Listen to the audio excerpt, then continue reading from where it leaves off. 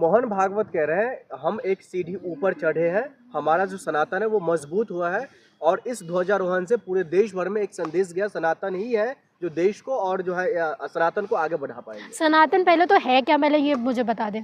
सनातन सनातन अभी अभी कर रहे हैं ये लोग, उसके पहले हिंदू हिंदू कर रहे थे, उसके पहले ब्राह्मण ब्राह्मण कर रहे थे। सर मैं हिस्ट्री के स्टूडेंट हूँ, आपको बता दूँ पहले ना वैदिक पीरियड चल रहा था, उस वक्त ब्राह्मण होते थे। उसके बाद में ये लोग ये सारी चीज़ें लाए कि हम हिंदू हैं, हम सनातन हैं। हम ये सनातन मतलब बहुत पुराना जो चलता आ रहा हो, है ना, सनातन का मतलब ये होता है। इनके धर्म ग्रंथों का जो बुनियाद है ना 1 BC के बाद ही सुनने को मिलती है, 1 सेंचुरी के बाद में। इनके उसके पहले तो इनके ना कोई डॉक्यूमेंट्स हैं ना कुछ है, सारे मिथ्स हैं, है ना। इनके हम लोगों को कोई रिटन एविडेंस भी नहीं मिलते हैं। 1 BC के बाद में जब पेपर में लिखना शुरू होता है तब मिलते हैं। 2000 साल पहले 3000 साल पहले ये युद्ध हुए, इन्होंने बता दिया। तो ये सब मुँह बोली बातें हैं। अब साइंटिफिक चीज़ों की तरफ आप बढ़ोगे ना तो ये साइंटिफिक टेम्परामेंट के ऊपर खड़े नहीं उतरते हैं, ये प्रूफ्स के ऊपर खड़े नहीं उतरते हैं। तो फिर ये मिथ्स में जाते हैं, ये बोलते हैं कि हमारा प्रैक्टिस रही है हमेशा से। ये लोग हैं, इनके सामने आप साइंटिफिक बात करोगे तो टिकने नहीं। आज के ध्वजारोहण को मोहन भागवत कह रहे हैं ये हमारा संघर्षों का जीत है। कौन से संघर्ष? हमने जो पिछले 500 वर्षों से जो संघर्ष हमने लड़ा था और 2000 के बाद हमने जो संघर्ष अपने उच्च स्तर पर किया, ये उसका जीत है। ये संघर्ष कौन सा संघर्ष, वही तो मैं आपसे पूछ रही हूँ। 2000 साल से रूल करने वाले आप, ठीक है, सबसे जाति में सबसे उच्च आप, ठीक है, दूसरे लोगों को सप्रेस करने वाले आप रहे।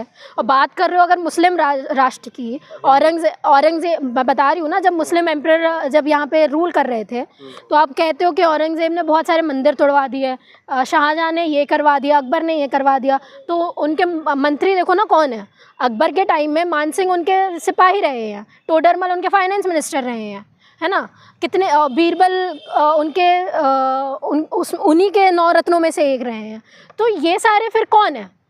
जब महाराणा प्रताप उनके अगेंस्ट में लड़ रहे थे, अकबर के अगेंस्ट में, तो मान सिंह थे जो युद्ध लड़ रहे थे अकबर की तरफ से।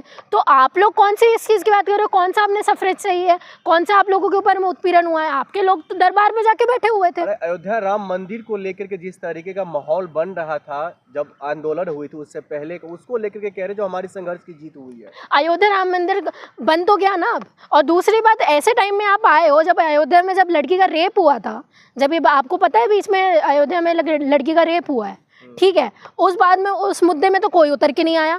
जब आपका मंदिर बना, आपको लड़कियों की सुरक्षा करनी थी। अगर दासी प्रथा वापस शुरू करना चाहते हैं आप कि लड़कियां आए और उनसे जो औलाद पैदा हो उनको हरिजन बोल के आप लोग बस एक स्टैंप लगा देंगे कि ये लोग हैं, है ना, तो ये फालतू की बात है। और उस राम मंदिर की वजह से कितने सारे लोगों का घर उजड़ा है, ये भी आपको पता होना चाहिए। तो क्या ये टीएमसी का जो नेता ने कहा है हम 6 दिसंबर को बाबरी मस्जिद का नींव रखेंगे, ये बात सही है? फिर क्या ये कंट्रोवर्शियल नहीं है? देखिए, क्या ये देश तोड़ने की बात नहीं है? अगर आप हिंदुओं को ये चीज़ बोल रहे हैं कि हम हिंदुओं को आस्था के नाम पर, पहली बात तो आस्था के नाम पर ये डिसीजन हुआ जो कभी सुप्रीम कोर्ट में होना ही नहीं चाहिए, आउट ऑफ लॉ है, ठीक है, ये लॉ के अगेंस्ट है। अगर आप आस्था के नाम पर उनको ये भी बोल देते कि आस्था के नाम पर आप राम मंदिर बना लीजिए, तो वाई डोंट मुस्लिम्स, क्यों मुस्लिम्स भी नहीं कर सकते? अगर मुस्लिम मस्जिद बनाना चाह रहे हैं तो बनवाने दीजिए मस्जिद।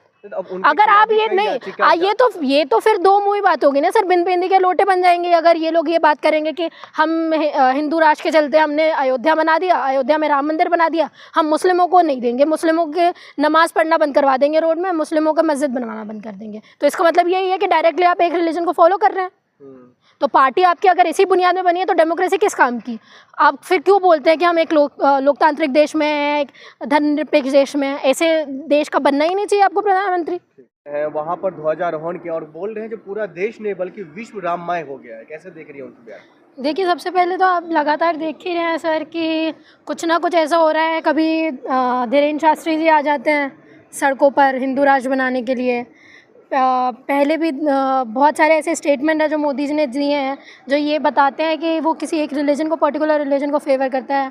फिर महाकुंभ में हमारे प्रधानमंत्री का जाना है, गृह मंत्री का जाना, तो ये स्पेसिफाई कर रहा है ये चीज़ कि राष्ट्र को हिंदू राष्ट्र बनाने की दौड़ इतनी ज़्यादा है कि कोई भी पीछे नहीं है पोजीशन होल्डर। और अब ये ध्वजारोहण की बात आज जो आई गई है, तो सबसे बड़ी बात देखने वाली ये है कि क्या एक प्रधानमंत्री जो पूरे एक सेक्युलर कंट्री को रिप्रेजेंट करता है, जो एक डेमोक्रेटिक कंट्री का पीएम है, क्या उसको एक पर्टिकुलर कम्युनिटी को सपोर्ट करना चाहिए?